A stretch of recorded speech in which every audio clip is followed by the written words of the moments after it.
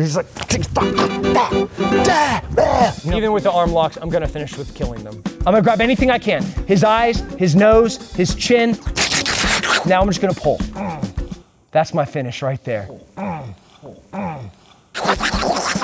just like, fun. Maybe you could do like a shadow. There it is. Like a shadow puppet? So, and I can go 2 on 1. Yeah.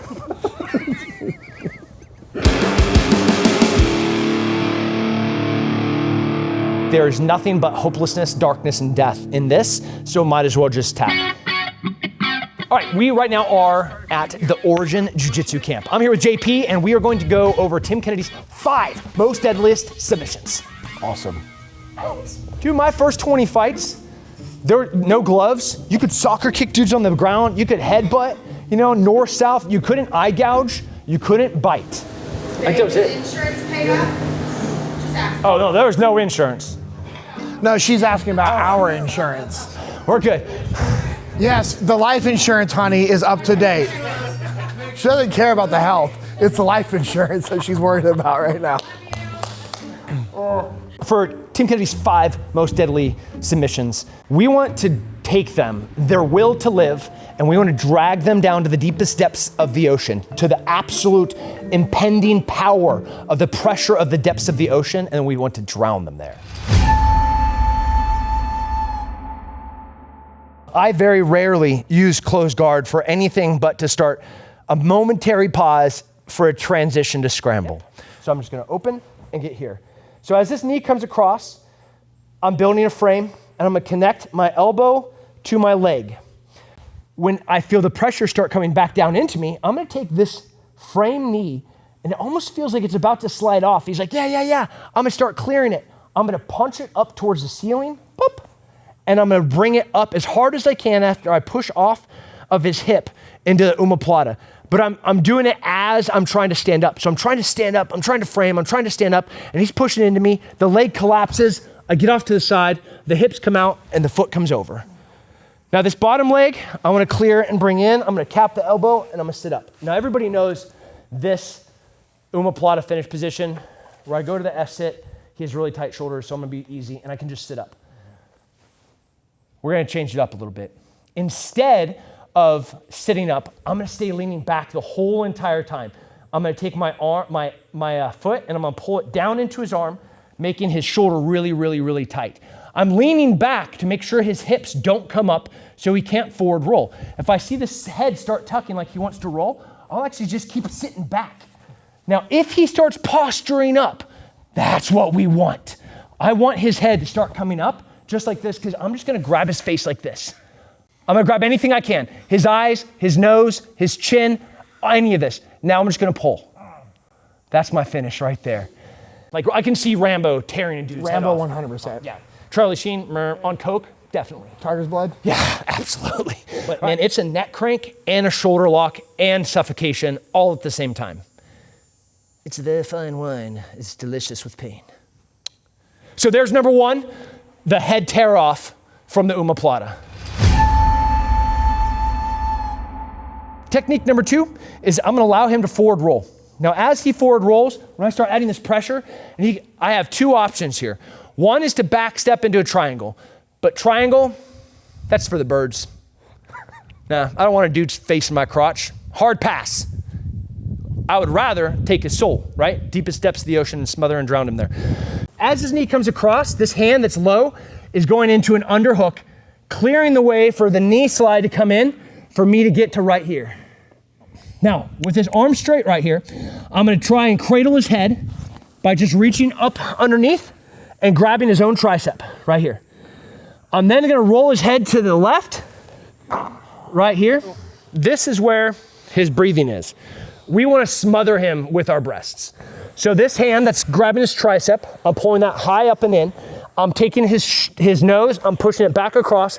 Now I'm going to grab this gift wrap grip, and then I'm gonna take my chest and I'm gonna raise his nose up into my chest, and I'm gonna pin his nose at nipple level, and his mouth is gonna go right here in this little space, because this is the sound that we wanna hear. Can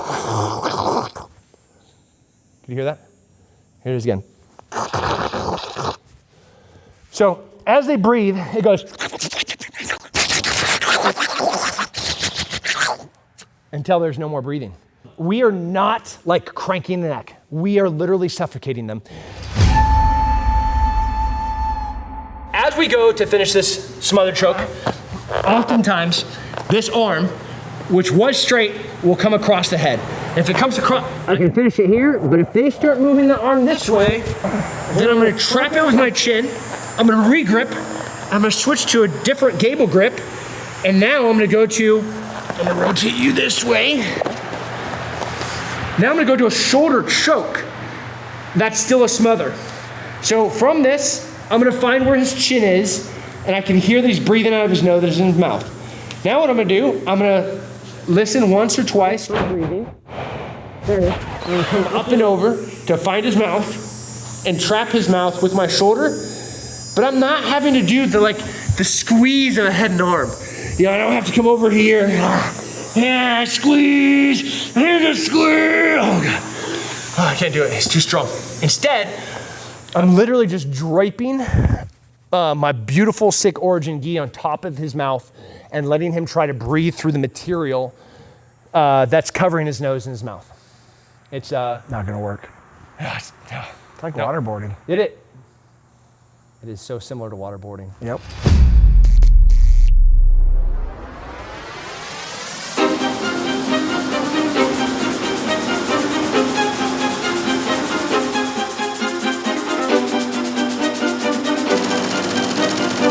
If you're training jiu-jitsu, it is important to have a nice professional appearance when you go and train. So go check out Origin, best skis in the world, love the fit, they're fantastic, they're fun, and they don't stink. Nope. So it's the best. Whether I'm in a gable grip or I'm gift wrapping and I'm trying to smother, more often than not, they're gonna start framing pretty hard with this elbow. Now, direction of this elbow is going to finally determine which way I'm gonna break it. So if the arm is high and I'm trying to get here, I can just reach up, grab a wrist and tear it down to here. And now I can just Americana from right here. I can just finish from right here. I can step over and finish. I can come underneath and finish. Lots of ways to finish this arm. And then once this arm's broke, I can just get it out of the way and go back to smothering. And I think smothering with a broken arm would be really terrible. I think that would be a bad day. Yeah.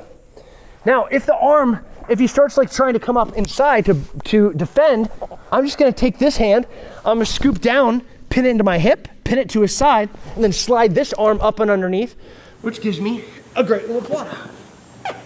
Right here. Dropped out the back. Nope. Just stick it in the back. Hold on, let's just feed it up here. What in the world? Sink. Last but not least, prison rules. Wrist locks. Totally underutilized. You're built like a bowling ball. Or like a rhino. I'll take rhino. Rhino. My daughters call me Rhino Daddy. I get hippo. Oh, hippos are very deadly. They are very deadly. Besides mosquitoes, most deadliest animal in Africa. Besides mosquitoes. They're very territorial. They love their families. They like water. They're kind of thick, but still athletic. So I have a lot in common. I'll take hippo. Yeah. All right, wrist lock. Oh, yay. All right, so in all those rounds I was just doing down there, as the framing is happening here, arms are coming across, yet like people know they're gonna get smothered. So they start like doing lots of frames, big bridges, lots of shrimps, which gives me these, right? This is what I want. When I see a hand that's like isolated and alone, I'm just like, fun, right? Because prison rules are always allowed. Now, my two favorite from here are versions of a gooseneck and versions of a finger flex. So if I can grab the fingers like this, all I'm gonna do is isolate with this underhook, and I'm gonna drive the hand towards his pits. So this arm's gonna go up, and this hand's gonna go down. Then I'm gonna re-grip right here like this. I'm isolating this arm. This arm's gonna start to try to fight to recover this arm, and I'm gonna be stepping over, but ultimately I'm trapping this arm in a gooseneck right here. If you can see, like, what does a goose sound a goose makes? Just like that. Like, So this is, can you see the goose? Maybe if we could do like a shadow. Can you see the, wait, hold on. There it is. Like a shadow puppet? Yeah. So we're doing a gooseneck like this. Trapping the arm, trapping the wrist, switching from the fingers to the knuckles, and then I can go 2-on-1. Yeah. Right. Now as his hand starts getting spazzy, right, and starts freaking out, doing that, if I can roll up and grab the fingers themselves, I'm driving this all the way up and over, and everybody thinks they're gonna do a straight arm lock, which is awesome. I love finishing a straight arm lock right here. Bow, just pop it, right? But instead, because I have no soul, I'm gonna slide my hand up to the fingers, and then I'm just gonna start pulling the fingers back. There it is. So, which also lends itself to the straight arm lock. Pow, kapow, back to smother choke. JP, My man. it's been a pleasure.